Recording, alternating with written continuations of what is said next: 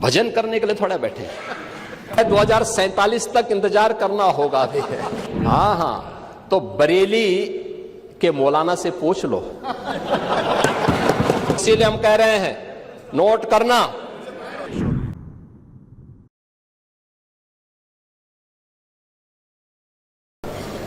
यह अभिलेख उन्हीं गरीबों के लिए है कि जहां पर जिस गरीब का आवास होगा, आबादी की लैंड होगी,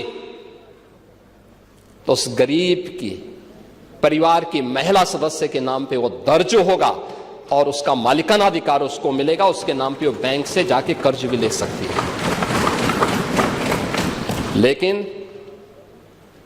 लेकिन अगर उस आबादी की लैंड पर या किसी सरकारी लैंड पर कोई माफिया कब्जा करके जबरदस्ती उसको मॉल बना करके या कोई वसूली का अड्डा बना करके उसके माध्यम से अनैतिक और अवैध गतिविधियों का संचालन करके कोई छांगुर जैसा व्यक्ति वहां पे अनैतिक गतिविधियों का संचालन करेगा, तो उस पर बुलडोजर भी चलेगा, उसको भी कोई रोक नहीं सकता। और इसलिए सुरक्षा का यह वातावरण हर व्यक्ति के लिए आवश्यक है, और उस सुरक्षा का वातावरण ने परसेप्शन बदला है यूपी का। पूरे यूपी की सुरक्षा के इस वातावरण पर आज हर व्यक्ति कह सकता है कि आज यूपी में इन्वेस्टमेंट आ रहा है। मैं उस पर भी चर्चा करूंगा।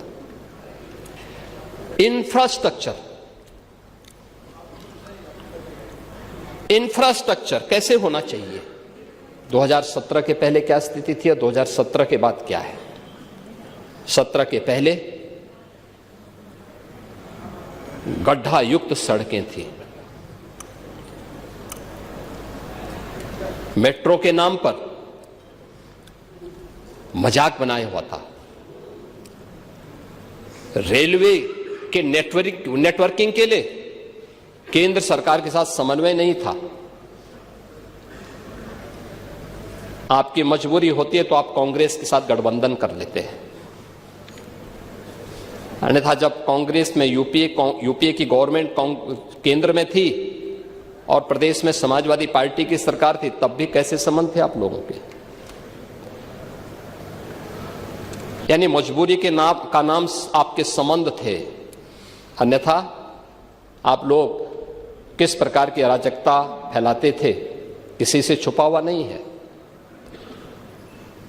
लेकिन इंफ्रास्ट्रक्चर कैसे होना चाहिए। 17 के पहले यूपी में 1.5 एक्सप्रेसवे थे और आज उत्तर प्रदेश के अंदर 22 एक्सप्रेसवे, और देश के अंदर अगर ये सभी 22 के 22 बन जाएं तो 60% एक्सप्रेसवे पर अकेले यूपी का कब्जा होगा। अकेले यूपी, देश के अंदर जितने एक्सप्रेसवे होंगे उनमें 60% यूपी के पास। रेलवे का सबसे बड़ा नेटवर्क आज के दिन पर यूपी में है, 16,000 किलोमीटर का। इंटरस्टेट कनेक्टिविटी 4 लेन की,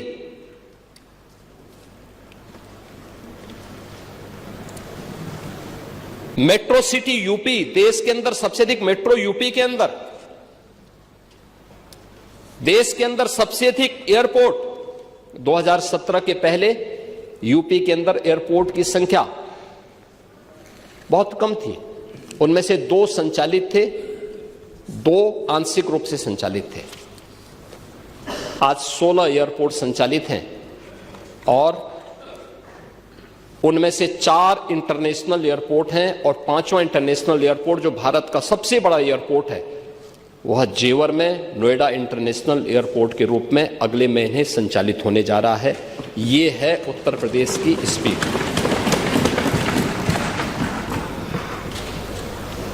देश की पहली रैपिड रेल आज यूपी के अंदर चल रही है।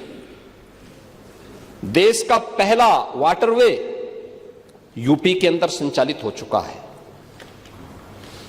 ये प्रयागराज से हल्दिया के बीच में, वाराणसी हल्दिया के बीच में संचालित है।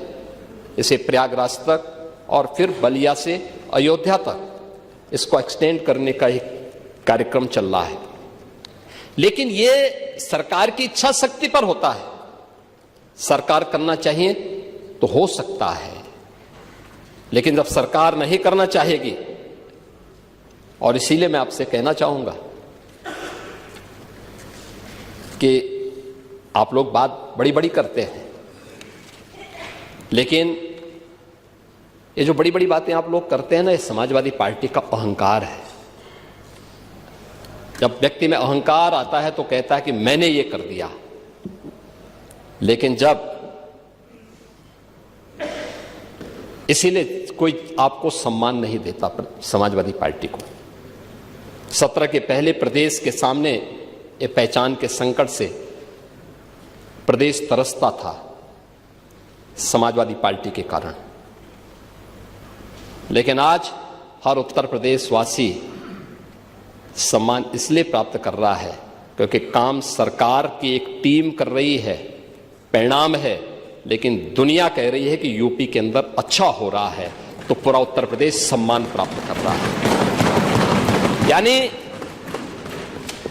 अहंकार तब आता है जब कहते हैं कि साहब इस हमने ये कर दिया, लेकिन सम्मान तब पाते हैं जब दुनिया कहती है कि आपने अच्छा कर लिया।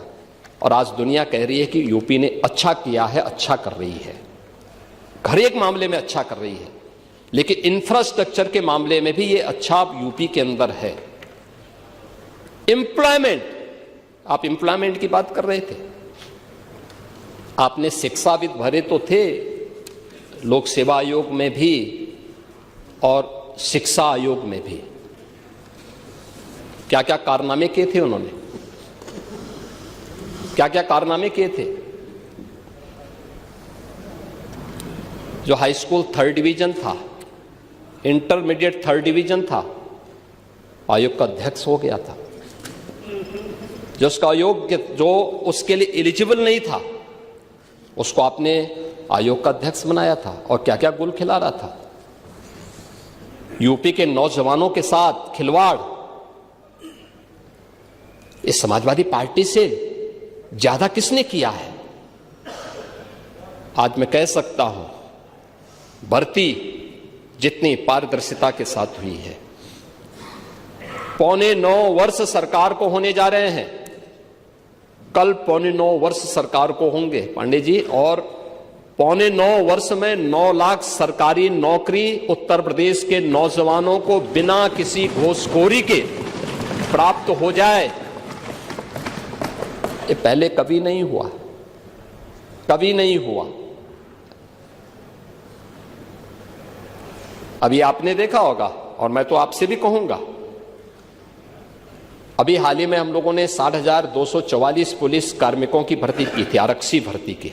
सिद्धार्थनगर जनपद के बहुत सारे नौजवान हुए थे।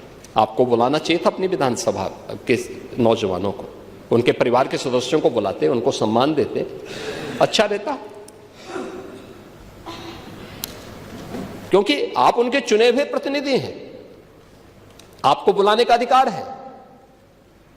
क्या इससे पहले कभी हुआ? हम इतने बड़े पैमाने पर भर्ती इसलिए कर पाए क्योंकि हमने इसके लिए उतना इंफ्रास्ट्रक्चर दिया है, इससे पहले इंफ्रास्ट्रक्चर नहीं था। देखिए, यूपी के अंदर 17 के पहले पुलिस ट्रेनिंग के लिए हमारे पास कुल 3,000 की क्षमता थी। जब हम लोगों ने 2017 में पुलिस की भर्ती की व्यवस्था को देखा, कैसे इनकी ट्रेनिंग होगी, क्योंकि भर्ती नहीं करना, इनकी ट्रेनिंग भी करना है। वर्दीधारी फोर्स के लिए महत्वपूर्ण होता है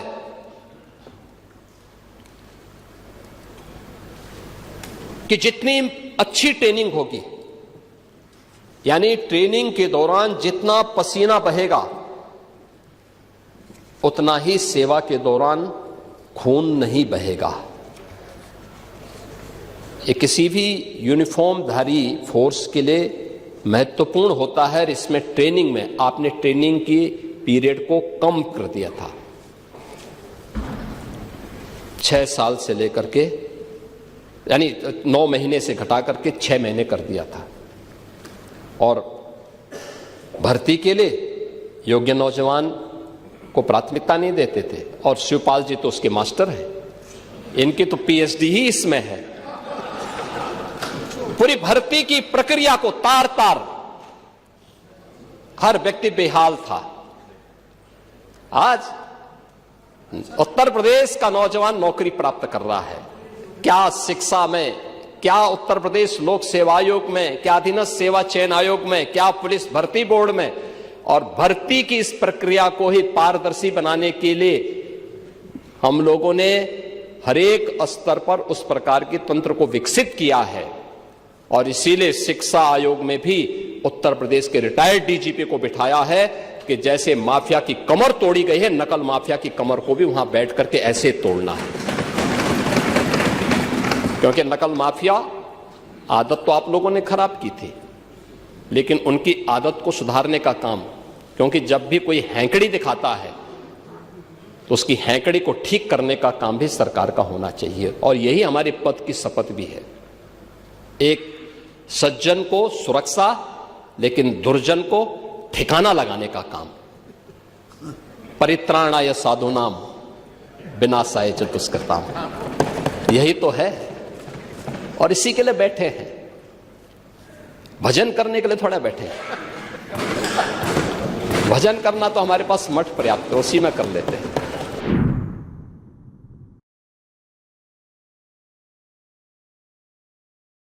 बहुत स्थिति आपके समय में था कि वो, यानी जाति के नाम पे बांटो, भाषा और क्षेत्र के नाम पे लड़ाओ, तुष्टीकरण को बढ़ाओ, अराजकता और वैमनस्यता पैदा करो।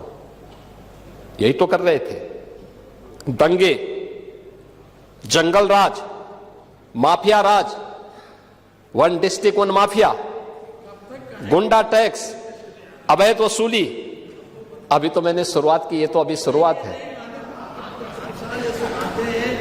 सत्ता के संरक्षण में पैरेलल नहीं, 11 वर्ष नहीं, अभी तो आपको जो है 2047 तक इंतजार करना होगा। अभी 2000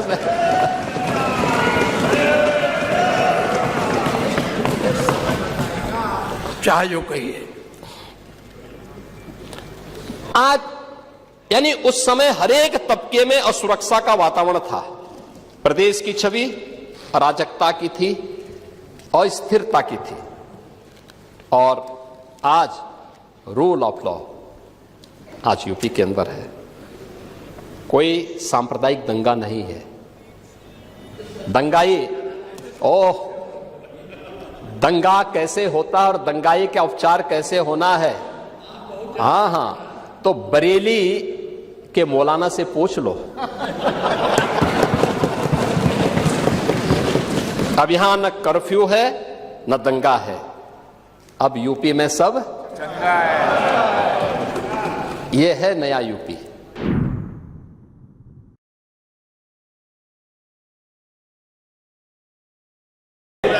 आएंगे भी नहीं आप लोग, क्योंकि आप लोग तो हर एक कार्य को आप वोट बैंक के नजरिए से देखते हैं। आपकी नियत है, आप किसान को वोट बैंक की नजर से देखते हैं, इसलिए कुछ किए नहीं। आप दलितों को वोट बैंक की निगाह से देखते हैं, इसलिए कुछ बोलते नहीं। इसलिए मैं कह रहा हूं ना, देखो बांग्लादेश में एक दलित नौजवान को कैसे जला दिया गया है। आप लोग गाजा पट्टी में होने वाले किसी भी उस पर आंसू बहाते हैं, लेकिन आपकी जवान से एक शब्द नहीं निकल रहा है, क्योंकि एक दलित नौजवान मारा गया बांग्लादेश में, और उस नौजवान के मरने पर आपकी जवानी सिल चुकी है, क्योंकि आप उसको केवल वोट बैंक के रूप में इस्तेमाल करते हैं। ये भी तो राजनीति है। ये राजनीति नहीं है पांडे जी, ये राजनीति नहीं है, ये वो सच्चाई है जो आपकी तुष्टीकरण की नीति है, जिसके कारण बांग्लादेश बना है। अगर बांग्लादेश पाकिस्तान नहीं बना होता, इस तरीके से हिंदू नहीं जलाया होता, और जलाता तो फिर उसकी क्या दुर्गति होती या वह भी जानता।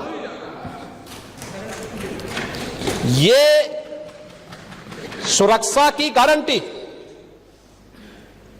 वहां मारे जा रहे हैं हिंदू, आप लोग नहीं बोलेंगे। एक कैंडल मार्च निकाल के चलते हैं गांजा के मुद्दे को लेकर के,